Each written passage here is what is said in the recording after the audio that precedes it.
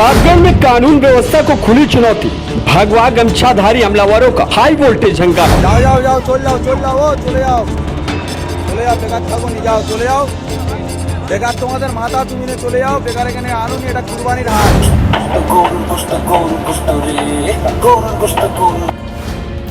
Norway की सिर्फ एक पत्रकार ने सवाल नहीं पूछा था, बल्कि नॉर्वे के दौरे से पहले नरेंद्र मोदी साहब को लेकर कई खबरें भी छपी थी। दरअसल मैं बार बार आपसे कहता रहा हूं कि अगर ये लगता है कि देश के अंदर आप कुछ कर रहे हैं खास कम्युनिटी के खिलाफ या किसी के खिलाफ, तो उसके बारे में दुनिया भर में ना छपे और ना कोई बोले, ये संभव नहीं माना जा सकता। आप ये मत सोचिए हमारे घर का मामला है, अगर घर का ही मामला है तो बांग्लादेश में हिंदुओं पर हो रहे अत्याचार पर जो तमाशा आप अपने देश के अंदर करते हैं उस पर भी बोलना चाहिए, ठीक है ना। ऐसा ही स्थिति नॉर्वे के अंदर बनती नजर आई जब पत्रकार ने कुछ गलत सवाल सिर्फ इतना पूछा, मानवाधिकारों का उल्लंघन। क्या ऐसा नहीं है? इस सवाल का जवाब तो देना ही पड़ेगा ना।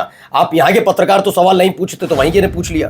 खैर, मध्य प्रदेश हाईकोर्ट का मध्य प्रदेश कोर्ट का माफी चाहूंगा, वहां से फिर से एक अदालत से एक फैसला आया है और फैसले के बाद जो तमाशे शुरू हुए हैं वो आपको दिखाता हूं।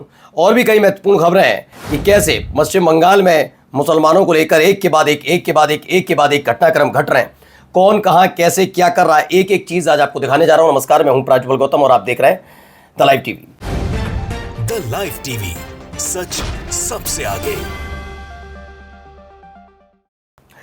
पहले ये खबर देखिए। खबर क्या है? खबर एन लेयर ऑक लिट इरिटेंडेंट मैन। इसमें पीएम मोदी के नॉर्वे दौरे से पहले वहां का अखबार है आफ्तेन पोस्टेन ने ये लेख प्रकाशित किया जिसका शीर्षक था एक चालाक को थोड़ा परेशान करने वाला आदमी। अब आवेश तिवारी लिखते हैं कि मेरी समझ में नहीं आता कि वहां का भारतीय दूतावास क्या कर रहा था, विज्ञापन देकर मुंह क्यों नहीं बंद किया, ऐसा कार्टून और ऐसा लेख छापने की हिम्मत कैसे हुई। अडानी जी को इसे खरीद लेना चाहिए, इन्होंने तंज कसा है। लेकिन सवाल उठना लाजमी है कि जब इस तरह के हालात वहां पर लग रहे हैं तो इस पर हमारे देश का वहां का जो दूतावास है वो उस वक्त क्या कर रहा था, इस सवाल का जवाब तो अब अभी मत दीजिए, आने वाले वक्त में आपको देना पड़ेगा, देना तो पड़ेगा ही ना।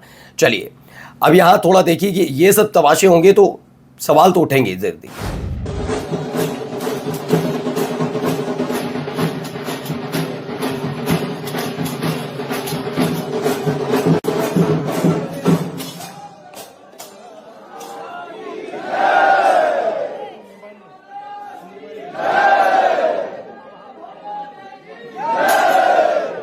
सफर में वो तो कमाल मौला मस्जिद नमाज जुमा देखिए, एमपी कोर्ट ने फिर हिंदुत्व की गुंडागर्दी को वैधता दी, ऐसा करिश्मा अजीज का कहना है। 720 साल पुरानी कमाल मौला मस्जिद को रातों रात मंदिर घोषित कर दिया गया। एमपी हाई कोर्ट ने मुसलमानों की इबादत की जगह छीनकर हिंदू एजेंडे को मजबूत किया। जहां सदियों से नमाज पढ़ी जा रही थी, लास्ट जुमे की नमाज भी उस मस्जिद में अदा की गई और अब रातों रात सिस्टम का फैसला बदल गया। उस जगह पर अब हिंदू पूजा करेंगे, ये क्लियर कर दिया गया है। तो ये भी स्थिति है। इस सब चीज़ों पर आपको गौर करना होगा, सिर्फ आरोप लगाने से नहीं कि वहां के पत्रकार ने इस सवाल कैसे कर लिया था। अब देखिए, दैनिक जागरण की एक खबर है, नॉर्वे की इस प्रेस को सच्चाई दिखाने वाले सीबी जॉर्ज कौन है? भारतीय राजनयिक की खूब हो रही तारीफ कर कौन रहा है? सवाल ये है, ठीक है ना।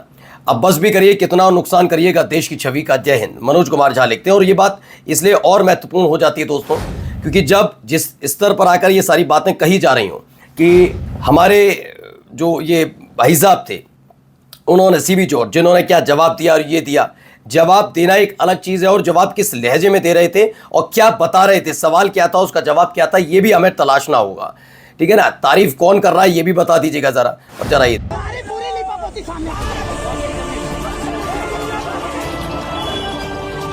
प्रतापगढ़ में कानून व्यवस्था को खुली चुनौती, भगवा गमछाधारी हमलावरों का हाई वोल्टेज हंगामा। पहले लड़की को भगाने के आरोपी के घर पर पथराव, फिर पुलिस जीप को घेर कर। तो देखिए सारी चीजें वहां पर चल रही हैं।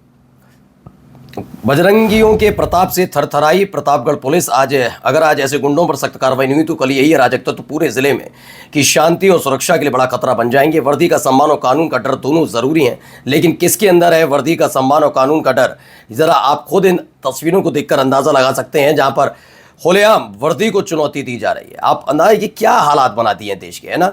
देखिए एक और खबर। अब खबर क्या है यहां पर देखिए।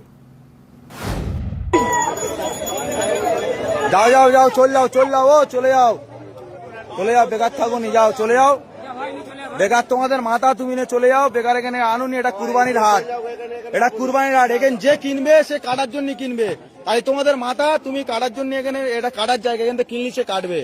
তাহলে তোমাদের মাথা যে গেলে তোমরা ঘরে নিয়ে গিয়ে পুজো করো, বেকার এই মাঠে আনো নেই। মাঠে আনলি আরো আমাদের এখানে আমাদের যে মোল্লা ভাই কিনবে সে ওটা কুরবানির জন্য। तो पश्चिम बंगाल में क्या हुआ कि पश्चिम बंगाल के मुसलमान जो कर रहे हैं देश के मुसलमानों को बहुत पहले कर लेना चाहिए। खबर है कि बकरा ईद के मद्देनजर जगह जगह भैंस बेचने आने वाले लोगों को वहाँ के मुसलमान उन्हें वापस भेज रहे हैं। बकरा ईद में चौराहे चौराहे का माल 14 में बेचने वाले ये लोग क्या क्या लिख रहे हैं, 4 का माल 14 में बेचने वाले लोग ये मौका मिलते ही मस्जिद के सामने डीजे पर नागिन डांस करने लगते हैं, उनका बहिष्कार करके। सबसे पहले इनकी आर्थिक कमर तोड़नी चाहिए। ये पुष्पराज यादव लिखते हैं, बेहतर है कि मुसलमान हज में कुर्बानी की जगह ईद उल अदा में कुर्बानी का विकल्प ढूंढे और इनसे बकरा इत्यादि ना खरीदे। बेहतर है कि मुसलमान कुर्बानी का बहुत महंगा दिखावा ना करे और उस बचे हुए पैसे ज़रूरतमंद करीबी लोगों की मदद करे। ये तमाम काम करना शुरू किया जाएगा तो यकीन मानकर चलिए देश में ये जो माहौल बनाने की कवायद नई शुरू हुई है वो खत्म होती हुई नजर आएगी। फिलहाल अगली खबर आपको दिखाते हैं, यहाँ क्या हो रहा है जरा देखिए। जाओ जाओ जाओ चल जाओ चले जाओ। तो वही है, तो इसको लेकर भी दावा क्या है जरा देखिए, ये देखिए। इसलिए मुझे कभी कभी सेकुलर बन जाना अच्छा लगता है। बंगाल में हिंदूवादी संगठन ने गाय की कुर्बानी के लिए कागजात बनवाने के लिए कहा। उधर मुसलमानों ने गाय की कुर्बानी को सिरे से ही मना कर दिया, खरीदना बेचना कुर्बानी करना। अभी जो बंदा रेड पर लेकर आया है इसे बॉयकॉट से उसकी परेशानी चेहरे पर साफ नजर आ रही है। खैर अभी हिंदू व्यापारियों की रिपोर्ट आनी बाकी है, रोने धोने की, जानवरों को लेकर रोएंगे, ये तमाम चीज़ें। देखिए ये अब इन लोगों को भी सोचना ना क्या हो रहा है क्या नहीं हो रहा, क्योंकि पहले शुरुआत में जब इस तरह के फैसले होते हैं तो हमारे देश में एक तबका है बहुत खुश होता है कि वाह क्या कमाल कर दिया, क्या कमाल कर दिया, ऐसा फैसला तो कोई ला ही नहीं सकता था। इस तरह की बातें की जाती हैं, लेकिन उसके बाद के हालात क्या है ना, सब इसके चपेट में सब आते हैं, आप ये मत सोचिएगा। अब आइए एक और क्या कह रहे हैं भाई, जरा इनको भी देखिए।